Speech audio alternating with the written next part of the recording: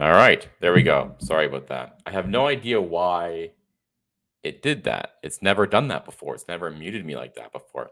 Welcome back. I wanted to do a really late night stream. If the viewership is weak, very weak for this one, I understand why. Because I will not normally be doing a stream this late, but I thought, why not? There's some things I want to analyze and kind of get off my chest and have in writing, not in writing, in transcript form, in live stream form to have here so it can be said, so we can look back on it really. And, but also, I just like to stream. So I come on here, and the more I stream, the better it is for the channel. So, and I keep telling people, I give advice to people about streaming or whatever, and I see all this other advice that I'm reading as I try to grow my channel.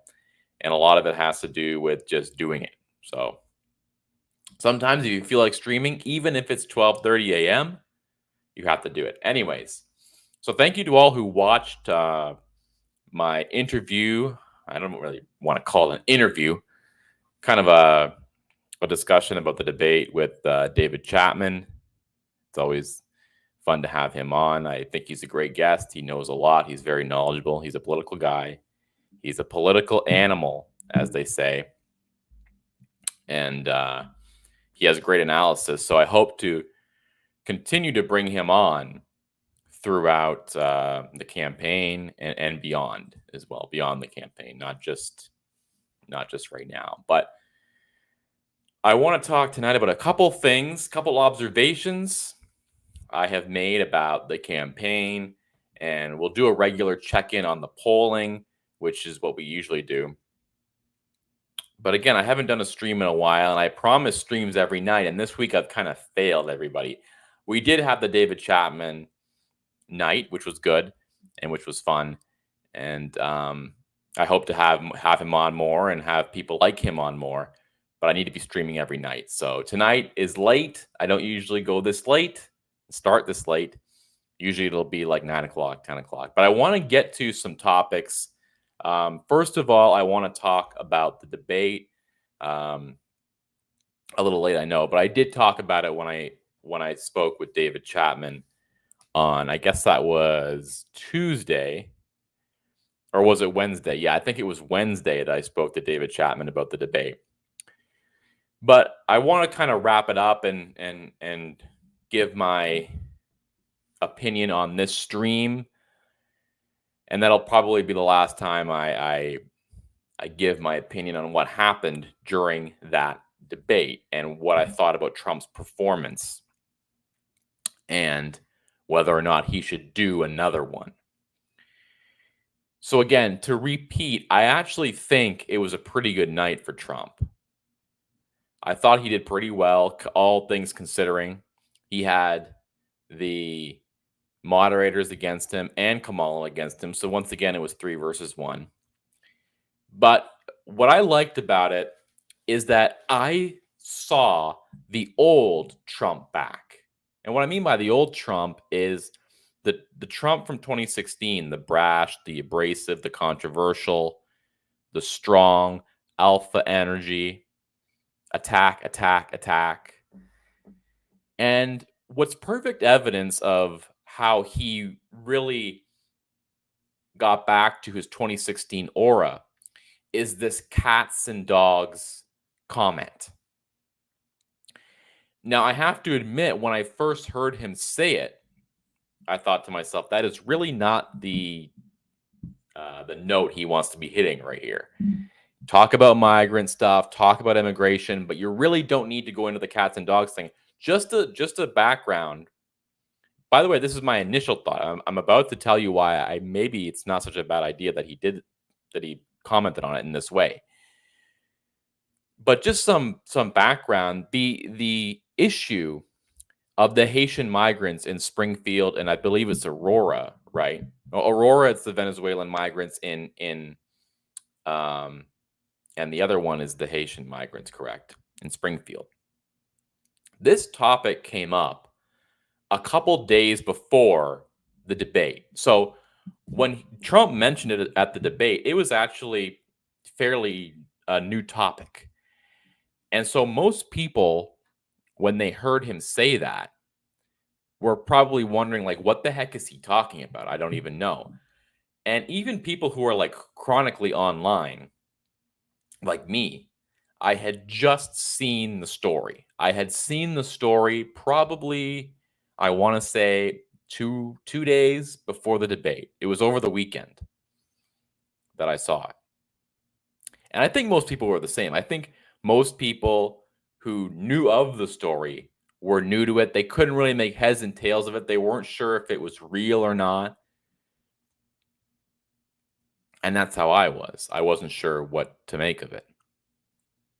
So when Trump brought it up at the debate, I thought that's probably not what he wanted to be doing, because most people don't know what he's talking about, and most people think that that's craziness, that's conspiracy theory.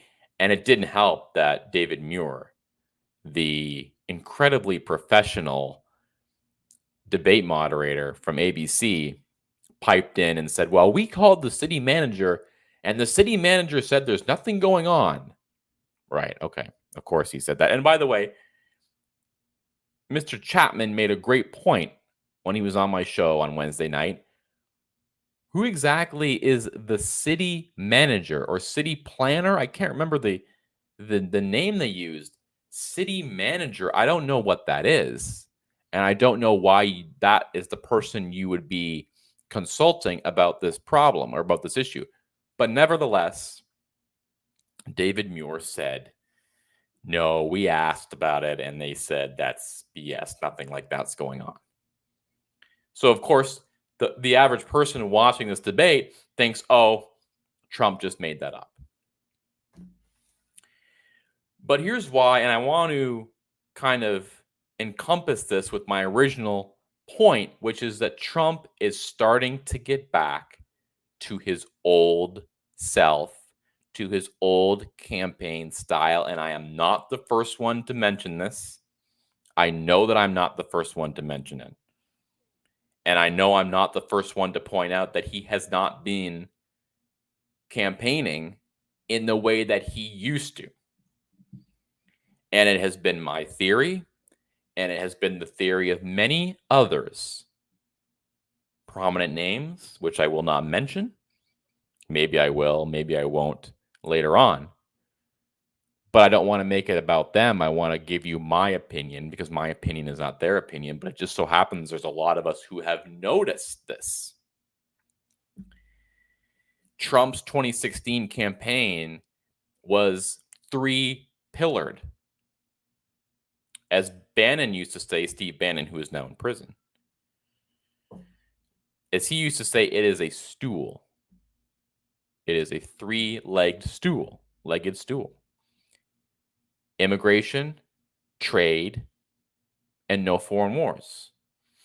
And that's what Trump campaigned on. Immigration, getting rid of NAFTA, and no more foreign wars. That's what won him the election in 2016. That, and the fact that he was an outsider. Of course, there are other reasons, but that was the essence of the campaign. When people say he campaigned on the economy, well, he campaigned on jobs, but he campaigned on bringing jobs back. Now, fast forward to 2024, and we watch Trump campaign on drill, baby, drill, no tax on Social Security, no tax on tips, and inflation. Now, I'm not saying inflation isn't a big deal, and he should talk about inflation, of course.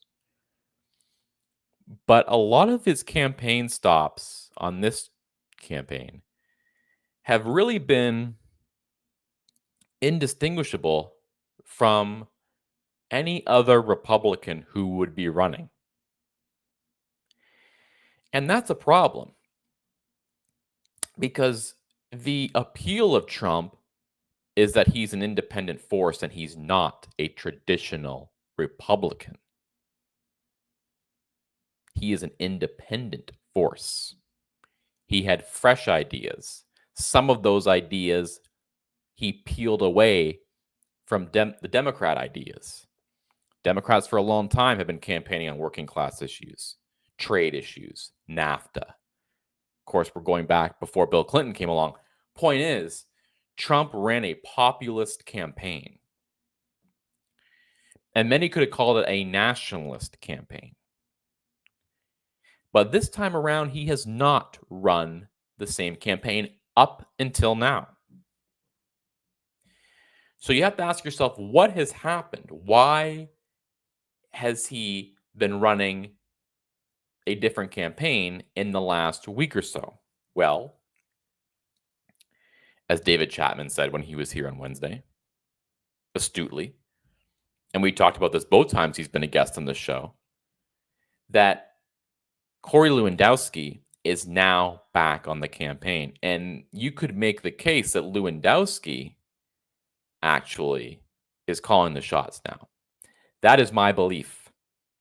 My belief is that Trump has fired Chris LaCivita and Susie Wiles without actually firing them.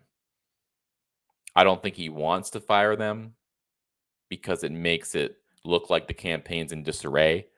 And you know how the media is. They run with that. They say, there's complete chaos. Trump has fired his campaign managers with 2 weeks to, or well, however many weeks to go, 2 months to go.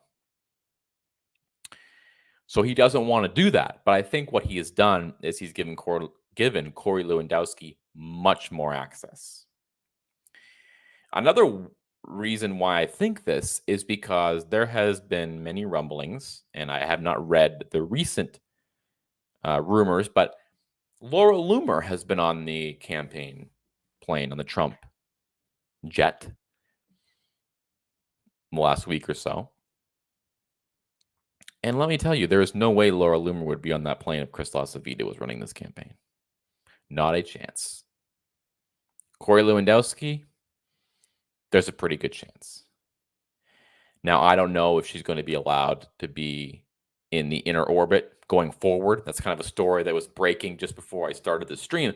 But this stream is about not what's happening 10 minutes ago. The stream is about what has been happening over the past 2 weeks. And if you look at the past 2 weeks, what we see is that Trump has really started to change his campaign style. And this started, by the way, before the debate. And I commented that during that debate, Trump was more his 2016 self than he was the 2024 Trump. And I think, again, that is because Corey Lewandowski is now advising him. Corey Lewandowski is encouraging him to go back to the campaign and go back to the personality he had in 2016. And there is evidence that this is the case. And I want to give you a couple examples. But I also, first of all, want to talk about one other thing before we go on Twitter and I play clips and the rest of it.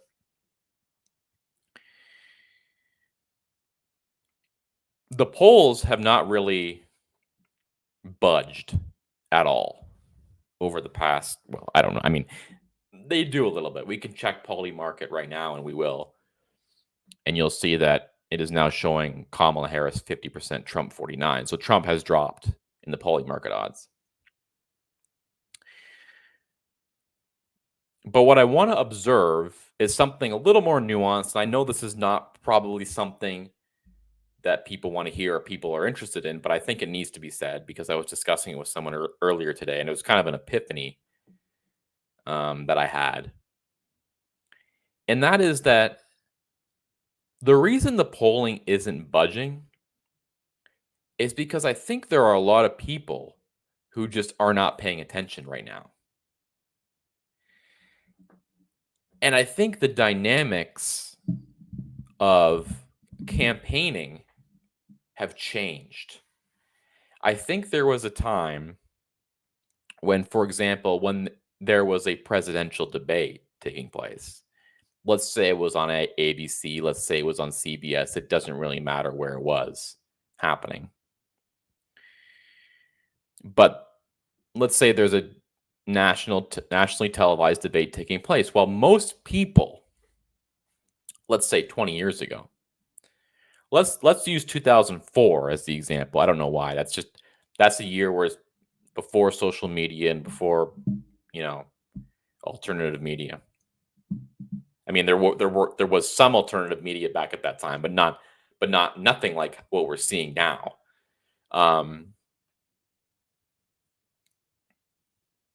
Go back to that year, 2004. Even if you were a non-political person or an apolitical person, you did not follow politics, you do not know what's going on, or do not care what's going on, you still get most of your entertainment from TV. There were websites, yes, but most people, if they wanted to be entertained in the evening, they would watch TV. And even if you did not want to watch the debate back then, you had no choice. You had to watch the debate because your show wouldn't be on. You would tune in to go to King of Queens or whatever else you were watching. And instead, it would be the debate. You would be forced to watch because that's the only place you could go. Today, and I know this sounds like I'm explaining something that's obvious, but I think it's important to look at this as we try and figure out the dynamics of the race and the reason why polling isn't budging maybe the way it was in years prior. We tend just to chalk that up to say, well, it's a more polarized society. People are more locked into their viewpoints, yada, yada, yada. All that stuff is true. But I think what we're missing here is the dynamics of media. And it is the case now that you can get all of your entertainment from somewhere that's not TV. You can get it from Netflix, you can get it from Hulu, you can get it from Peacock, you can stream, you can be on your tablet, you can be on your iPad, you can be on your iPhone, you can be on your laptop, you can be on your TV and not even have to go to any of these network channels. So there are just a lot of people who refuse to pay attention and refuse to care. And the ones who do pay attention, the ones who do care, are pretty locked in. So there really isn't a lot of undecideds. Why is this important? Well, because we're constantly told that what Trump needs to do is reach out to the undecideds. And I agree. He should try and hit those undecideds. He should try and convince them. But I'm beginning to wonder if maybe the right approach is not to go after the undecideds and spend all your time crafting a message for them, but to craft the message for the people who like you already and make sure they vote for you. Because it's very possible Trump can win this election with 47% of the vote or 48% of the vote or even 46% of the vote, depending on how popular Kamala is. So in that light, you have to think maybe it's true that Trump was brash and abrasive and he didn't win anybody over during that debate. But here's the important thing. Trump is focusing on and dragging the public to his issues. If this election is about immigration and inflation, Trump is going to win. Maybe you could say if this election is about immigration, inflation, and Iran, the three I's, Trump is going to win. If it's about abortion and healthcare and democracy, he's going to have a tougher time. But the point is, with Trump's outrageous, well, I use that phrase sparingly. It wasn't outrageous, but it was considered to be outrageous and considered to be strange comments about eating cats and eating dogs, Haitian migrants. It has shifted the attention away from abortion and healthcare. And even if they're not talking about migration necessarily, in the way Trump wants them to. If the discussion on X and on TikTok and on social media and in traditional media isn't about migration, but it's about cats and whatever, that still means it's not about abortion. It's not about healthcare. It's not about the rest of things. There was no controversial thing Trump said about abortion. There was no knockout punch that Kamala landed on abortion. So as long as Trump can continue to keep the conversation on the right topic and topics, I think that is his best chance at winning. And that means he needs to find a way, to focus on talking about those issues. And it is my belief that if he continues to talk about immigration and crime, and you can mix trade in there, and you can, of course, mix the other ones in there, mix inflation in there and affordability. But if he continues to talk about those main topics, I think he has a better chance of winning this election than losing. It's all about what the topics are, not necessarily where he stands on all of them, but what the topics are. Now go back to 2020.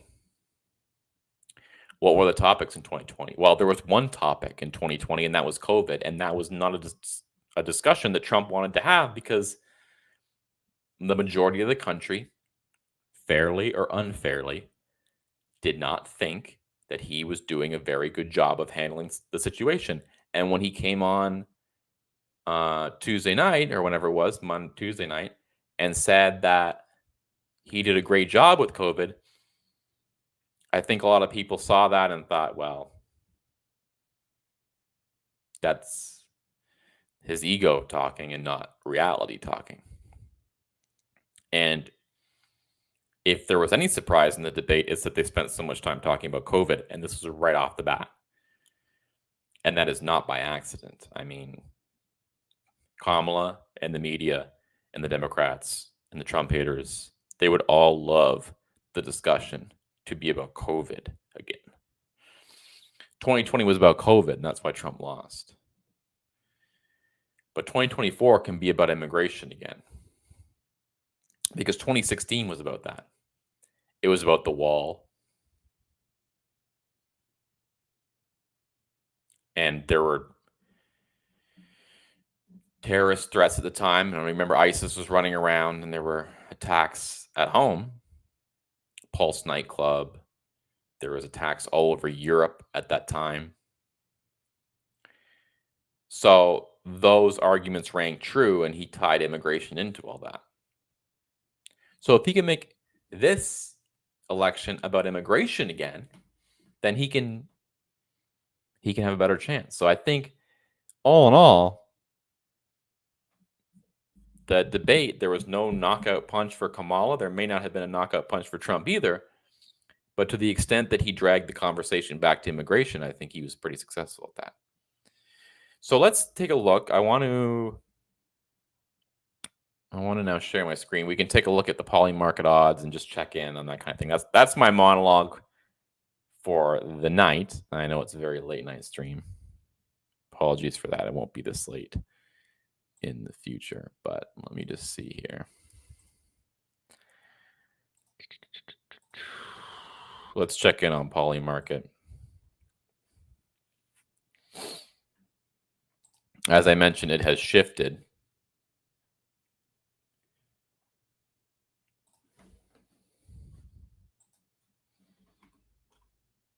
So there you go. There's the Polymarket odds as they stand right now. Kamala 50, Trump 49.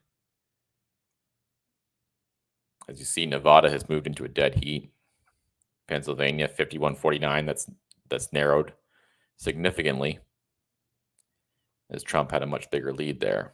And Kamala has opened up a much bigger lead in Michigan and Wisconsin. So Arizona, Trump's sitting pretty well there. Once again, these are not actual polls. These are polling market odds. These are betting odds.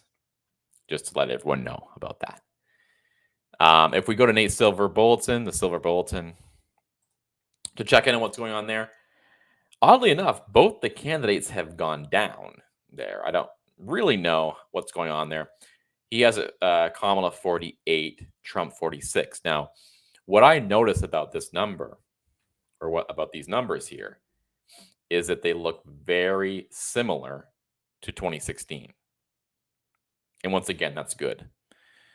You know, if he can keep Kamala to 48% and he can go 46, again, that'll be a very close. That's cutting it very close. I like Trump to be at 48.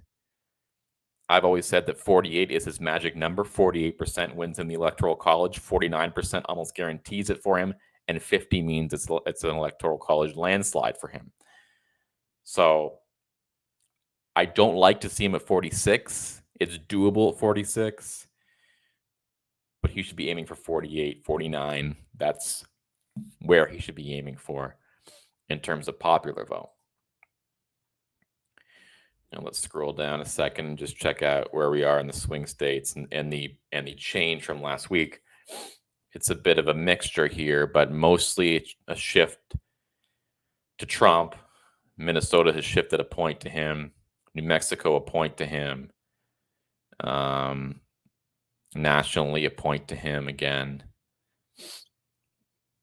Virginia shifted Dem +2, but I mean, I don't really think Trump's going to win Virginia. Maryland, same deal. North Carolina shift 1 point to the Democrats. North Carolina is polling very closely, and it's a state that I think that Trump's going to be fine in. But the more polling I see on it, the more skeptical I get, quite honestly. So.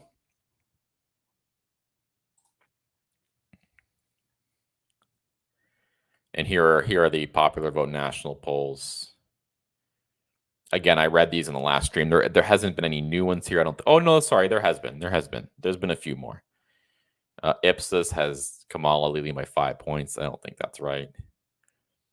I think the ones that are probably more likely here are Ledger 47-44 Kamala, Rasmussen 49-47 Trump, and New York Times Siena 48-46 Trump. Worth noting that the New York Times poll was taken before the debate. And I'm not saying that the debate had any major effect on this stuff, but it is true that the debate may have given Kamala a slight edge. Now, I do want to remind you, and I saw this, I don't have the tab here, but Dan Scavino, Trump's assistant or whatever you want to call him, I don't think he's a body man. He's more just a kind of an advisor, I guess you could say. Dan Scavino leaked internal polling from Trump showing him getting a 2-point bounce after the debate. So that's significant. And that's internal polling. So there might be something there that he may have. I would not be surprised if he gained a point. And that leads me to something else I want to talk about. Let me see if I can find it here because I did not pull it up right away. I retweeted it though. Give me 1 second here. Mark Halperin. I want to show you what Mark Halperin said. This was yesterday. Let's see if I can share that with you. There we go. Let's give me 1 second here because I can put in my other earpiece. But Mark Halperin basically here is talking about, look, don't be surprised if the people, the public watching this saw this a lot differently than the pundits did. Because the pundits have made up their mind that it was a horrible debate for Trump, right? Even Fox News was saying that. But Mark Halperin is trying to say here, hold on a second. Let's not get carried away here. Because as we know, a lot of times the public views this a lot differently than we do. Okay, so let's see if we can listen to what Mark Halperin said here. As I spent my day reporting on what's going on in the race, particularly in the battleground states and the undecided voters in the presidential race, I talked to a lot of Democrats, a lot of Republicans, some at the presidential level, some working on down ballot races, some strategists, people familiar with polling data, with focus groups, and people with common sense about politics. And I'm certain that what I say tonight is going to cause some people, it's already started, to say, I'm an apologist for Trump. I'm being spun by Mar-a-Lago. I'm making things up. I'm ignoring the facts. And I'm just here to tell you, I'm only going to give you facts. And I'm going to give you theories based on facts, which may or may not be true. But if you're someone who thinks along the lines of George Conway or Stuart Stevens, that we're always just one covfefe away from the end of Donald Trump, that he's doomed because he attacked the Pope or he shot someone on Fifth Avenue, I'm here to tell you the most important thing is I didn't talk to a single person today, including any Democratic strategist, who believe that the debate is going to cause Kamala Harris to take a meaningful lead in the polls on a sustained basis or perhaps at all. So to try to consider two theories that are just dogma in the media and amongst Democrats. One is that independent swing voters, the undecided voters in the 7 states who will decide the election, reacted to the debate and how the two candidates did in the same way that MSNBC hosts reacted to it. That's one theory. The other theory is that Donald Trump today saying he was not due another debate with Kamala Harris reflects the fact that he knows he lost and he's afraid of doing another one. Okay. Those theories may be right. I'm not saying they're wrong, but what I am saying is based on my conversations today, I think they might be wrong. And that would be wise to consider that they might be wrong, particularly if you're someone who doesn't want Donald Trump to win and made the mistake in 2016 and nearly in 2020 of assuming that Donald Trump didn't have any idea what he was doing and that he was going down to defeat because he's only supported by his core MAGA base. Okay. So that's what we're talking about. I'm not saying the people who hold the theories that are dominant in the media now are wrong. I'll say it again. What I'm saying is they might be wrong.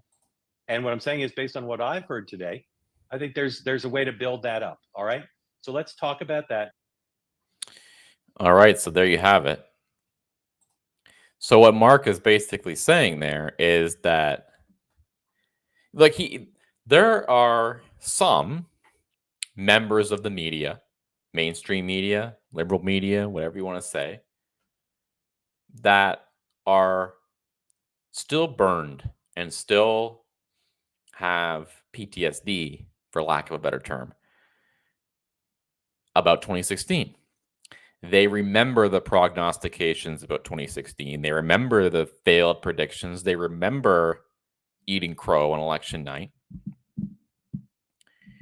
And there are many members of the mainstream media, network media, who remember that and are very, very careful to be making any sort of statements about how the race is going, about how Trump did in the debates. And you saw the New York Times headline. It was something to the effect of, pundits believe that Kamala won the debate. Swing voters who watched aren't so sure. So there's still a disconnect between the analysts, the experts, the pundits, the prognosticators, and the people. Because Trump comes across differently to voters in Michigan and Pennsylvania and the heartland. I hate using that term, but than he does in, as Mark Halperin says, the MSNBC studios. So Mark Halperin is just giving you proper analysis. Thank you to everyone who's watching on YouTube right now. If you haven't already, please subscribe to my channel. Click the button in the bottom right-hand corner. Please comment on the video. If you have any questions, put them in the live chat. Appreciate you all. And everyone on X as well, please subscribe to the YouTube channel, Florida Millennial on YouTube, and follow me on Twitter or on X. Appreciate you all joining us tonight for a late night stream. I decided to come on way too late, but when you have something to say, you have something to say. And I wanted to show this clip of Mark Halperin. Mark Halperin is a guy who I respect. He is a guy who has always called it the way he sees it. He has always been fair. I used to watch him on The Circus, which was a great show.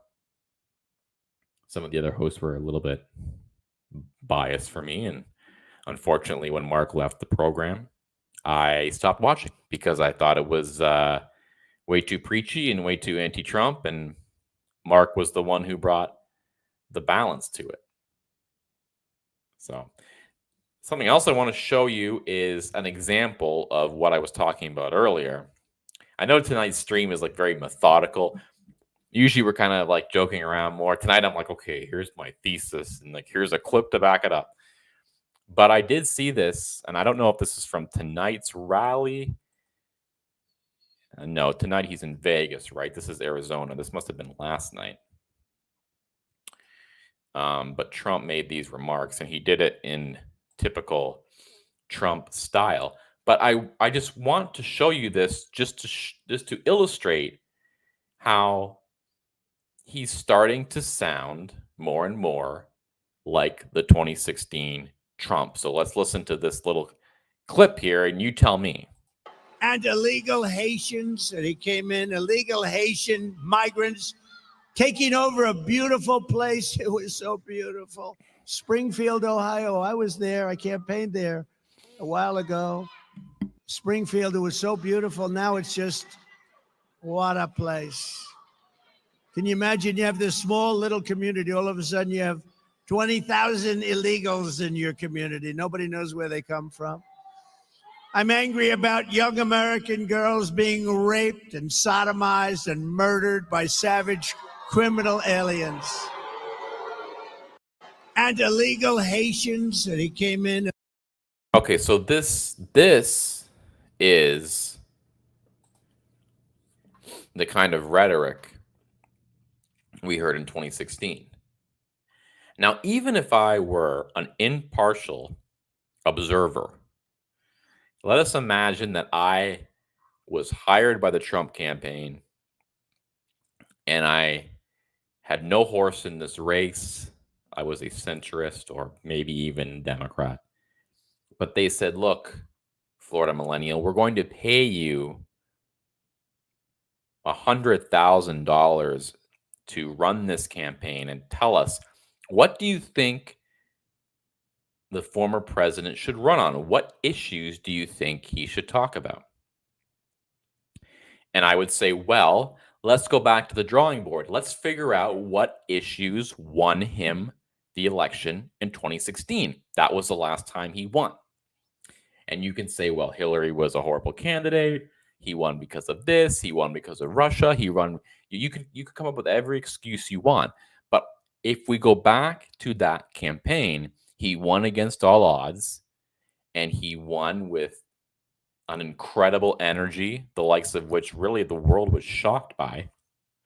It was possibly the single greatest political upset in the country's history. And how did he do it? What issues did he do it on? And the thing is, he did it on issues that aren't, how should we say it? They are not issues that the establishment and the elite class, the political class, like to discuss. They are issues that are only discussed out in the dark corners, the hinterlands of this nation.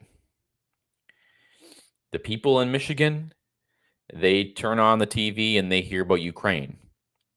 They hear about Russia. They hear about Israel. They hear about Gaza. They hear about Iran. They hear about Afghanistan. They hear about every place except for where they are. They hear about every issue except for their issues.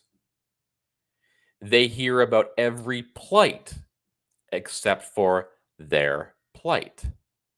Remember what Trump said in his 2017 inaugural address. He said, "Their victories have not been your victories.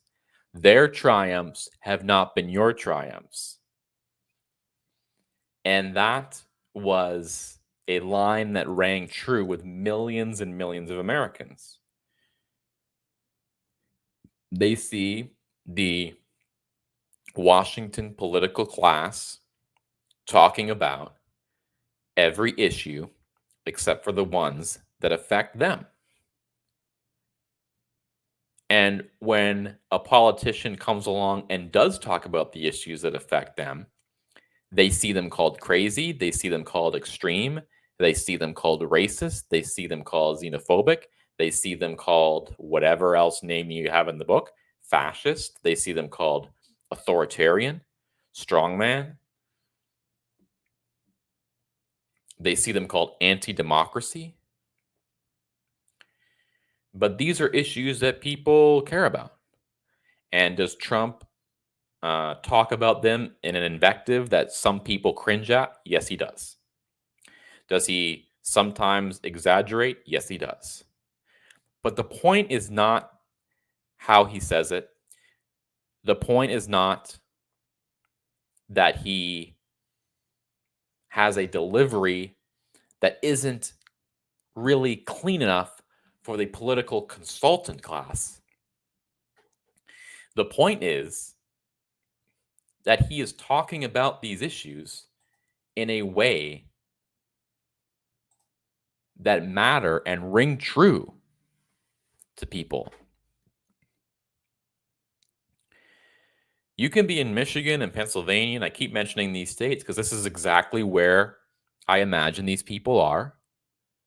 They're everywhere in the country, but those are the states that Trump won last time, and those are the states that projected him to victory. They see issues talked about that don't affect them. And to the extent that the issues talked about do affect them, they affect them negatively. So they hear politicians talking about the need to send more money to Ukraine. All the while, money is siphoned from their neighborhoods and their communities. They hear about Ukraine, they hear about Russia, they hear about Iran, they hear about Gaza, they hear about Afghanistan. They haven't heard about Iraq in a while, but we went through, 15, 20 years of that. And they're sitting there wondering, when exactly are we going to get to talking about America? When exactly are we going to get to talking about Michigan and the towns there? When are we going to get to talking about Springfield? When are we going to get to talking about Aurora? When are we going to get to talking about these towns in Pennsylvania where manufacturing has left, and Michigan and Ohio? And Trump comes along and talks about those issues, and maybe they're manufacturing, maybe they're migrant crime, maybe it's immigration. And the political commentariat and the establishment on both sides, MSNBC and Fox News. By the way, if you watch Fox News, which I was forced to do because I was at a debate watch party, but nonetheless, I heard the Fox News commentators talking about how it was a terrible debate for Trump. These Fox commentators do not live in the towns where the migrant issue is taking place. They do not live in the towns where the manufacturing jobs have been sucked out and sent everywhere else in the world. They do not live in the neighborhoods where the crime rate is skyrocketing. So it's no surprise that when they hear David Mears say, "No, sir, the crime rate is not going up, it's actually going down," they say, yes, Trump, I don't know what he's talking about. I don't know what he's going off about. There is no crime in our neighborhood. There is no crime in McLean, Virginia. There is no crime here on the Upper East Side. Well, there might be. There might be now.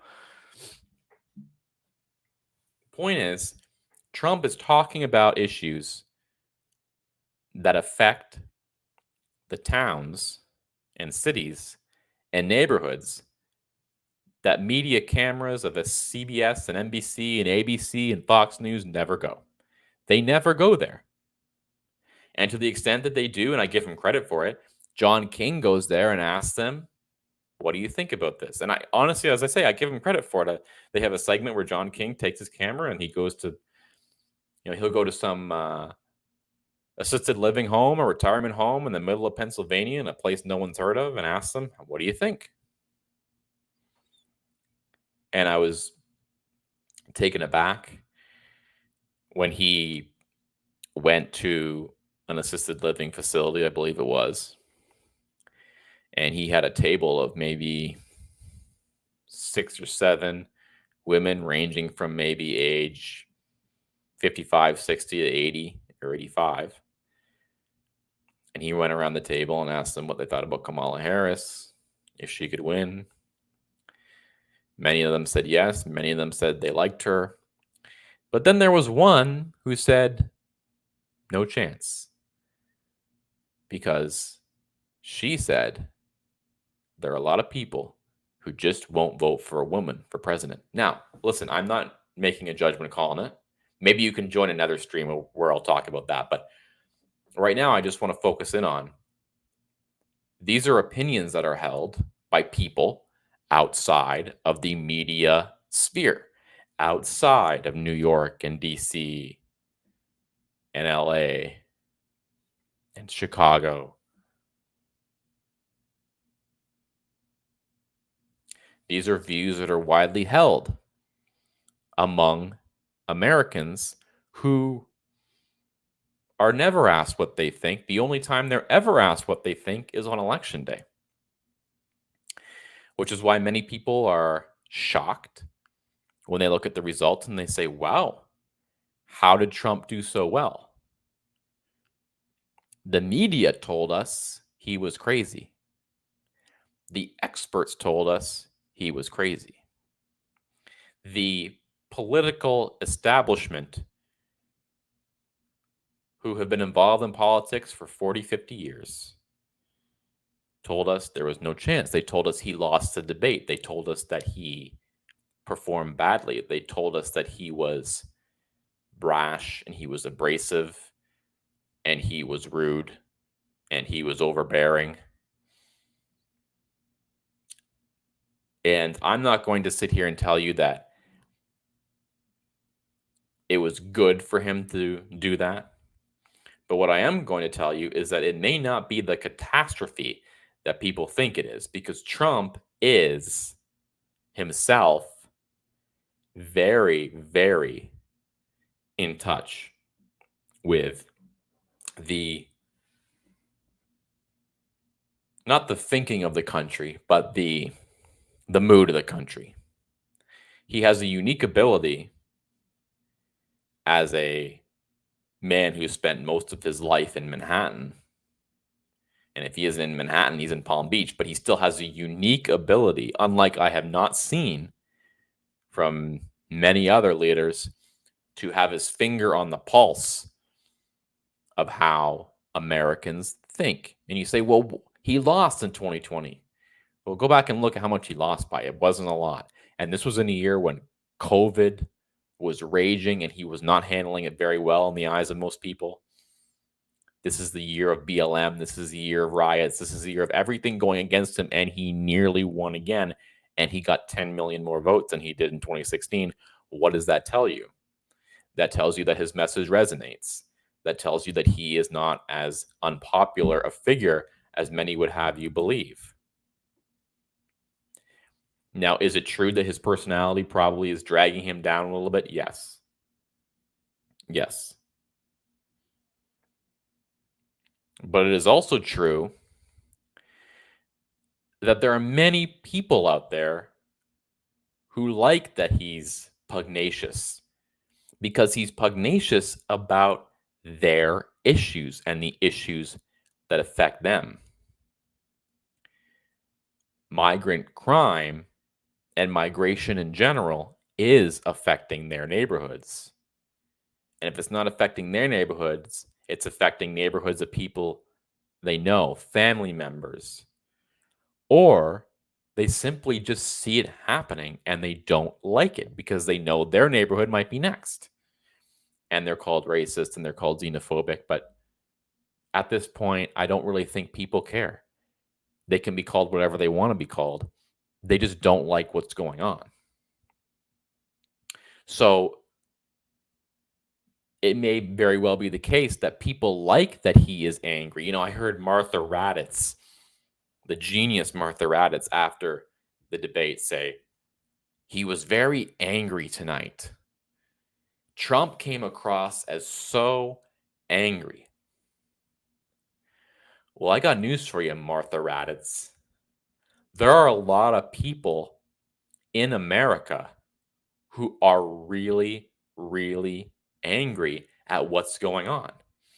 And no, it's not only that they're going to the grocery store and everything costs a lot, because those are the safe issues. Those are the issues that everyone can discuss because no one's going to accuse you of anything for saying that prices are too high. No one's going to call you a racist or a xenophobe for saying that I pay too much for bacon, I pay too much for cereal. By the way, lines that I don't think are that effective for Trump. And I do encourage him to talk about the inflation and the affordability issue, but do not make it the central theme of your campaign. There are issues out there that warrant much more difficult discussions. They warrant much more unpopular, inconvenient discussions about immigration and migration and demographics that people aren't so comfortable having. And so what they do is they don't have it at all. But then when they have a leader like Trump who goes up there and says it for them, they stand up and applaud. And of course, what CNN and all these networks love to do is they bring in all these focus groups and they put them in this little theater or this room and they line them up. You know, it would be a way better focus group, in my opinion. A way better focus group would be to go to a bar in the middle of nowhere, Pennsylvania. Go to a bar just outside Pittsburgh. Go to a bar just outside Philly.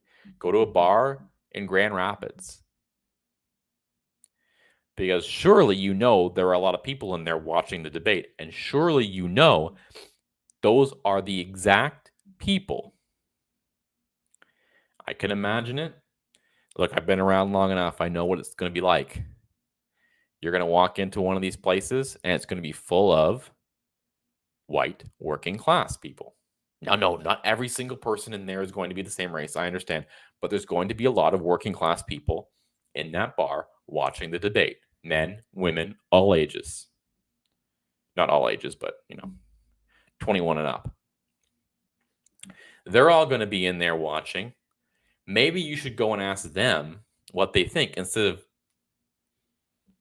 just assuming that we're going to look at this group and say, well, that's pretty representative of the country as a whole. We have no idea how they picked those people. We have no idea how many of them are actually Democrats. We have no idea of what their viewpoints are. They go on there and they just say, yeah, here's a bunch of swing voters and no one's made up their mind. Let's all ask them who they think won the debate. Who thinks Trump won the debate? One person raises their hand. Point is, this is why the polling for Trump, and as we saw that there was a internal poll that was leaked by the Trump campaign. Once again, who knows? But this showed Trump getting a 2-point bounce after the debate. And my thinking is, after this debate, nothing changed. And if anything changed, maybe Kamala gained a point. But I wouldn't be surprised if it went the other way, which is what the internal polling is saying for Trump, which is released by Dan Scavino. Again, take that with a grain of salt, just like you would the focus group that CNN puts out there. But the point remains, the issues that Trump was talking about during this debate, the issues that he sounded like a crazy maniac about, maybe he didn't sound like a crazy maniac to all the people who these issues are affecting and who these issues are wreaking havoc in their lives. It's not just the economic issues. And as I say, they all want to talk about the economic issues because those are the safe issues. Those are the issues where no one's going to accuse you of anything. No one is going to call you a racist. No one is going to say you don't like Haitians, you don't like migrants.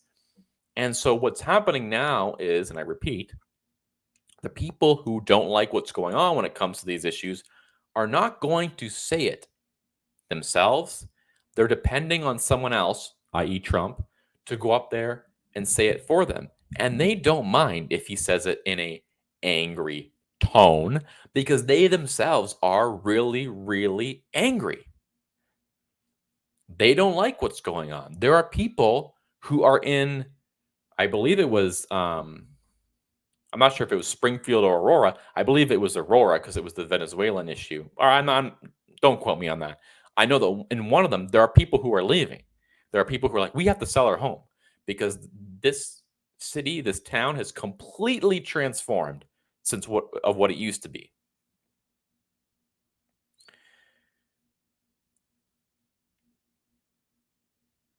So does it surprise me that we look at how the pundits viewed the debate as different than how the actual people who watched it viewed it? And sometimes you have to catch yourself because even personally, I go, "Ooh, he probably shouldn't have answered it like that." He was yelling. He seemed crazy. He seemed like a maniac there. What keeps going through your mind is, how is the media going to perceive it? How is the media going to tell us that the average voter perceived it, as opposed to how the average voter did perceive it? Let me tell you, I watched this debate with about 6 or 7 other people, and there were 2 people in that group who called themselves independent, but I'm pretty sure they were Kamala people. They would end up voting for Kamala. Whenever Trump said something funny, they were laughing. They didn't seem at all disturbed by anything Trump was saying. These are Democrat voters. They didn't have a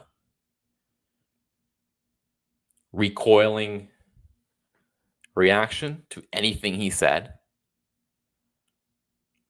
There was nothing like that. And yet, you watch the post game on ABC. Oh, it was angry. It was unhinged. You can watch Fox too. By the way, not a partisan thing.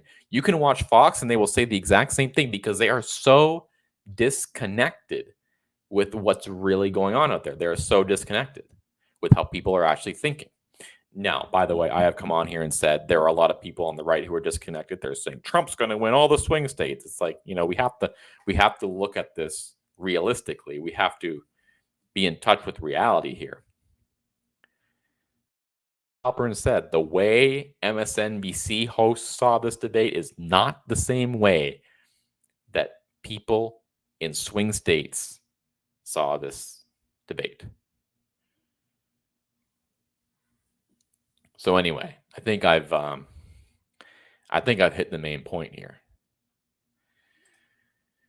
But to go back to what I started with, it is clear that Trump has other people in his ear other than LaCivita and Wiles because he has completely changed his message. Not completely changed, but he has really switched his message. He has shifted it back to its original. It's more of a populist flavor now. It's more of a immigration-focused flavor. And if I were to give unsolicited advice to Trump and the campaign, it is to focus on immigration, double down on immigration, crime. These are the issues that people viscerally react to. And yes, you can talk about affordability, and yes, you can talk about inflation, but going up there and running a boilerplate GOP campaign where you say drill baby drill and no tax on tips and lower taxes and lower regulation, that is not a campaign that is going to win you back the White House. You have to get back to your old message, and he's starting. And not just the old message, but the old vernacular. And the way I can tell he's getting back to the old vernacular is you look MSNBC and the media, they're mainstream left-wing media, they're never going to like it. So it's not a surprise they don't like it. But when I go to Fox and I see that they don't like it, and I see that Karl Rove doesn't like it, and I see that Lindsey Graham doesn't like it, that means the old Trump is back. Because those people did not like him in 2016, so much as they parade around now. Go through the Fox News hosts, and I'll go through every single one of them. Hannity, Levin, these people all kiss his ring now. They did not like him back in 2016. They were for Ted Cruz. They were for all these other guys. They are part of the establishment. Paul Ryan runs Fox News. Rupert Murdoch runs Fox News. The Murdoch sons run Fox News. They are establishment people there. They would rather have Nikki Haley. They would rather have the neocon. They would rather have old school Republican Mitt Romney, John McCain. That's who they'd rather have. And never forget that in 2016, they wanted to throw Trump off the ballot. They wanted him gone because they said he could never win. They said that he would drag down the entire down ballot ticket. Paul Ryan said our best case scenario is that Trump loses and we eke out some of the down ballot races and maybe hold the House and Senate. Maybe just the Senate, maybe just the House. We'd be lucky to get one of them. That's what Paul Ryan said in 2016. He wanted Trump off the ballot. He believed he would never win. Paul Ryan is as far away from the reality of what's going on in this country. He is so far out of touch. And it's Paul Ryan who's running Fox News. And it's Paul Ryan types who are running Fox News. And when Karl Rove says that Trump had a bad debate, guess what? Karl Rove has never been for Trump. When you see all the names lining up behind Kamala Harris, look at the list of names. I mean, someone tweeted it out. Let me see if I can find it because I just retweeted it. I literally just retweeted it. I think it was Naval Ravikant. Yes, Naval says this is a perfect explanation here. When Bush, Cheney, Clinton, and Biden all line up on one side, that's called the establishment. So when I hear Kamala bragging about, oh, I got the endorsement of Dick Cheney. I got the endorsement of the Bushes. Now, George W. Bush didn't endorse anybody.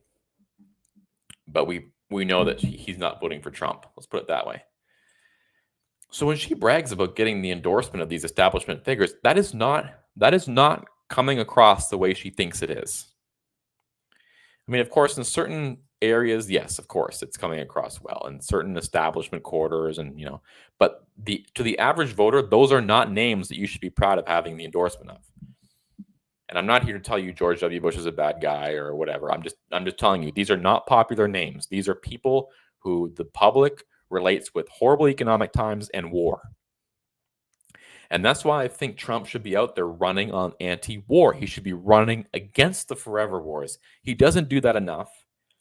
I mean, he's more likely to go out there and say, well, we should side with people who want to invade Iran or whatever. But he does go out there and says, oh, World War III, we're going to have World War III if we don't smarten up. So he's closer to the message. He's not quite there. But the point is he's getting there. He's better than he used to be. And my hypothesis about this is it's because Corey Lewandowski is back on the campaign. That's my guess of why you guys can tell me what you think, but that's my best guess as to why he is back on his original message. And as I said at the outset, it would not surprise me if, in fact, even though it was not announced, and even though they may still be on the payroll and they may still be involved in the campaign, it would not surprise me at all if Chris LaCivita and Susie Wiles are not running this campaign anymore. It would not surprise me if Corey Lewandowski is running this campaign just like he was in 2016 in the primaries.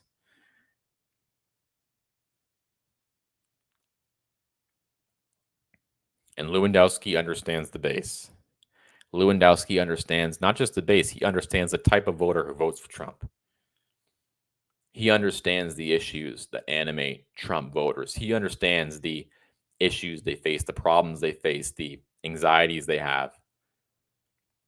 He understands all of that. And he knows how to bring out the best in Trump, which, by the way, the media will call the worst in him. But really, it's the best in him. It's Trump who ran in 2016 on a certain populist message, but also ran in an unabashed, politically incorrect way. He showed energy. He showed alpha might. He was overpowering. Yes, he was brash. Yes, he was abrasive or whatever you want to call it. But he was also a winner, and he also won the White House.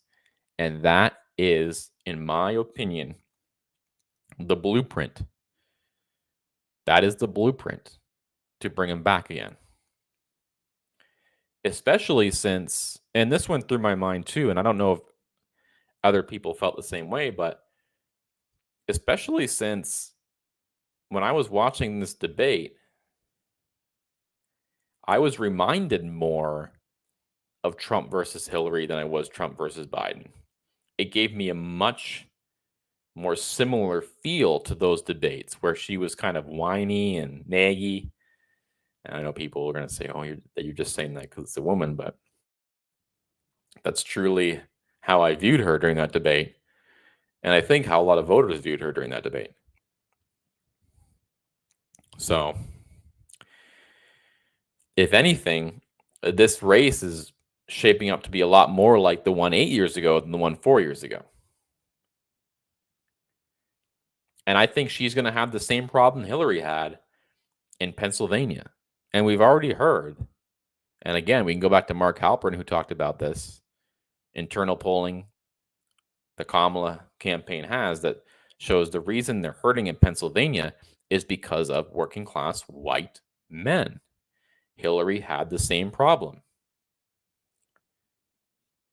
And we hear liberals talking all the time about how, well, a woman can't win because America is sexist. Well, and the conservative response to that and the Trump supporting response to that is, no, America is not sexist. Well, why are they afraid just to admit that maybe there are some people who don't want to vote for a woman candidate? And once again, I'm not making a judgment on that. I'm not saying that's right. I'm just saying there are a lot of people out there who will not vote for a woman candidate. Am I wrong? Or like,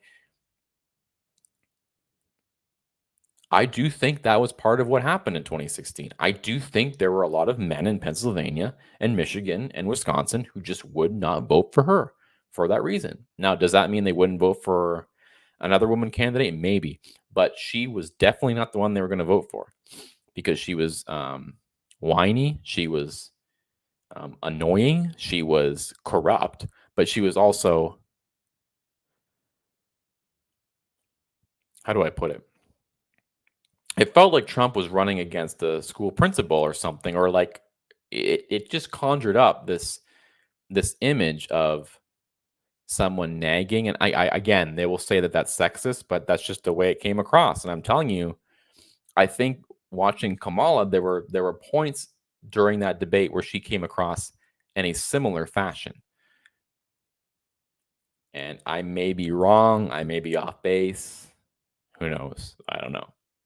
But anyway, so those who are watching on YouTube, thank you very much. I know it's late. Please subscribe. Please hit the button in the bottom right corner.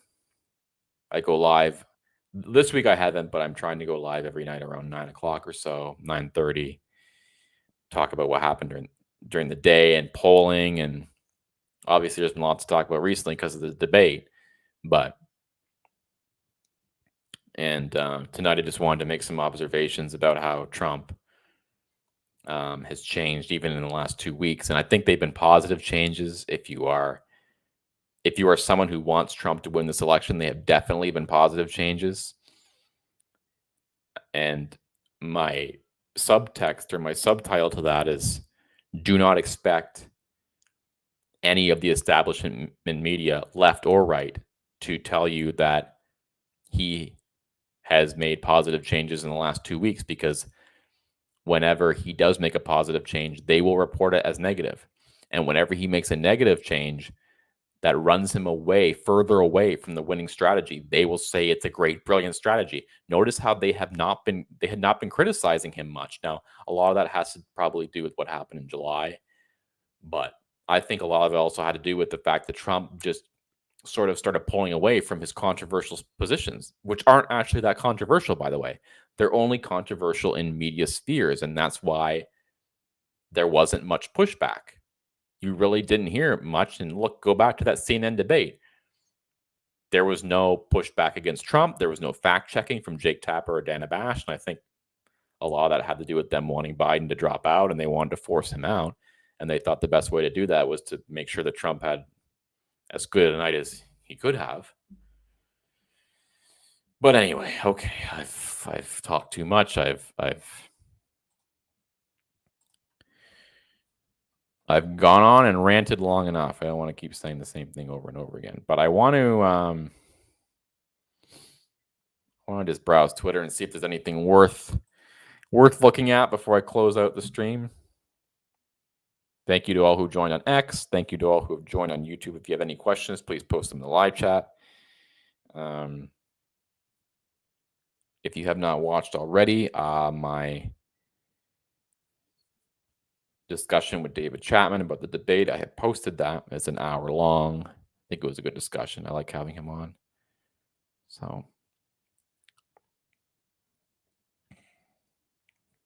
see if there's anything interesting here.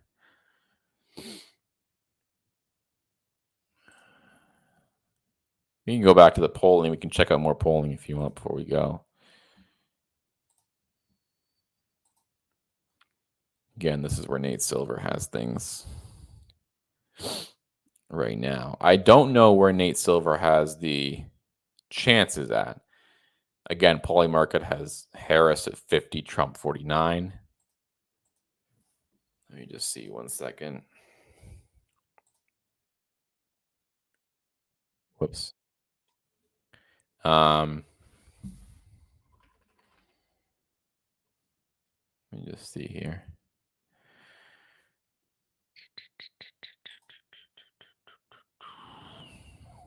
Once again, if you guys have any questions, any comments, please leave them in the live chat. Polymarket 50-49 Harris, which I just mentioned. Trump down by 4 in Minnesota. Not bad. Trump up by 1 in Michigan. Insider Advantage poll. I believe Insider Advantage was pretty good in 16. It's hard to remember the track record for all these polls. We're gonna see a lot of polling these next couple of weeks. I mean, it seems like every day they release one now. It used to be you had to wait many days for polling to come out, but now they're getting really good at it.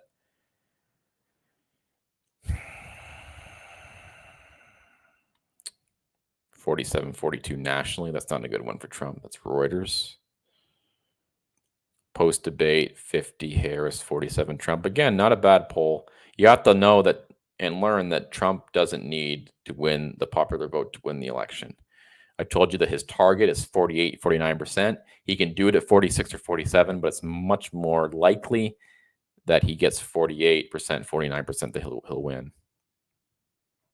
Among debate watchers, 63-37 for Harris.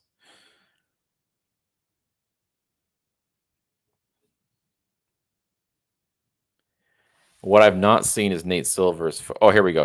This was on September 10th, though. So that was before this was before the election.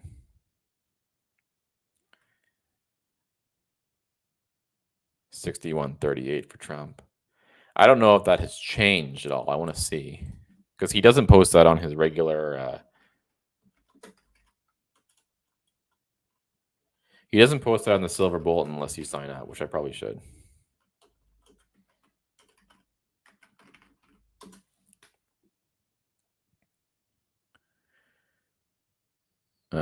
Trump remains a favorite in Nate Silver's election forecast, despite what he says are good Harris polls post-debate. 60% chance for Trump, 39% Trump chance for Harris. So there you go. It's basically almost reverted back to what it used to be. Like, look, this is what it used to be June 26th. 65 Trump, 33 Biden. Trump's at 60 now, not 65, but still, it's a pretty big lead.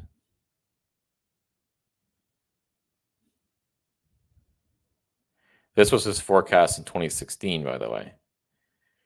71% Hillary, 28% Trump.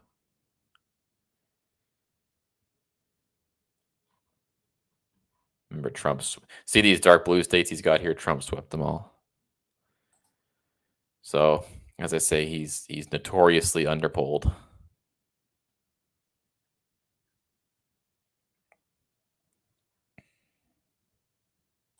Anyways, it's getting closer to 2 a.m. here on the East Coast, so I think I'm going to call it a night. To those who have joined, once again, thank you very much. Appreciate you being here at such a late hour. And if you haven't already, please subscribe to the channel. Please like this video, this live stream, comment. Let me know what you think. And I will attempt to stream every night around 9:30, 9 o'clock, 9:30 or so, especially on the days when there's a lot of news. And we're set to have a lot of days with news. If you're watching on X, please follow me on X and find my YouTube channel, Florida Millennial, and follow me there. And I will be seeing all of you very soon. If you comment after I posted, I will try and respond to every comment. And I'm also going to try and post an updated Electoral College map. Problem is, I don't think a lot has really changed. So it's hard to post like a new map when nothing has really changed. But I'll check out the polling, and there might be some changes to be made, or I might just make another one just to reiterate. I was also going to make one like about a specific state, like just do one about Pennsylvania or whatever. We'll see whatever I feel like doing, really, or whatever I think is in demand, or whatever I think people want to talk about. You go in the comments, and there's certain spots that people want to talk about more. So certain states they want to talk about more. People tend to have opinions about certain states, Georgia, Pennsylvania. Anyways, I'm ranting. So if you joined us late, please go back and watch. I started from the beginning. A lot of interesting thoughts, but this was kind of an impromptu stream. So I'm gonna try and keep streaming, as I said, every night around 9:30, sometimes 10 o'clock, depending on what I'm doing. But thank you to all who are watching YouTube. Once again, please subscribe to my channel. Please subscribe. Please follow me on X, FLA Millennial. My YouTube is Florida Millennial. And I hope to see you all very soon. Thank you very much. Everybody have a great weekend, and I will see you on Monday.